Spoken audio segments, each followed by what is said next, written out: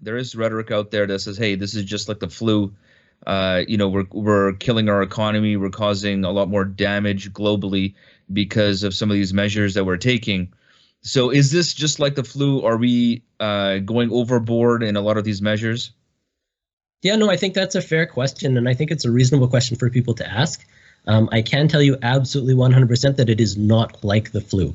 You have flu-like symptoms. So, for example, the 4 symptoms that we're always screening for are a fever, a cough, body aches, or a sore throat.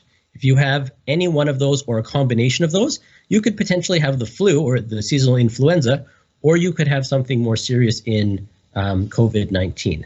Now, the differentiating case is that in COVID-19, those symptoms that start also include shortness of breath or trouble breathing. Now, for every 100 people that get infected with COVID-19, 80 of those cases will be mild, meaning that you'll have some fever, some body aches, but you could treat it just like you would a regular flu. Stay home, get some rest, get some fluids.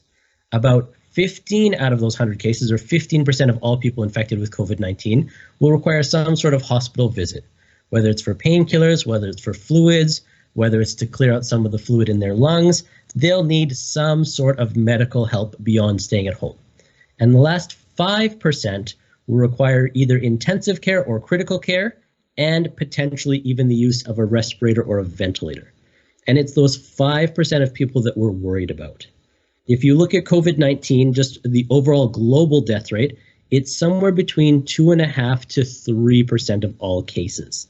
Now, if you compare that to the seasonal flu or influenza, the seasonal flu kills about 1 in 1,000 or 0.1%, which means that COVID-19, comparing it directly to the flu, is somewhere between 20, 25, or even 30 times more deadly than the regular seasonal flu. Okay, so you shouldn't just disregard it as a flu, and there's no significant threat that people are facing. Because from what I see as well, some data, some articles that are coming out, 1/3 of the cases in Canada are people under 40, correct? That's correct, yeah. When we looked at Italy, just because of the demographics of their population, the majority of cases were 65 and older, are seniors.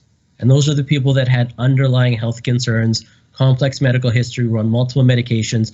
They had something else that brought them into a higher risk category. And typically the younger people we thought were at a lower risk category.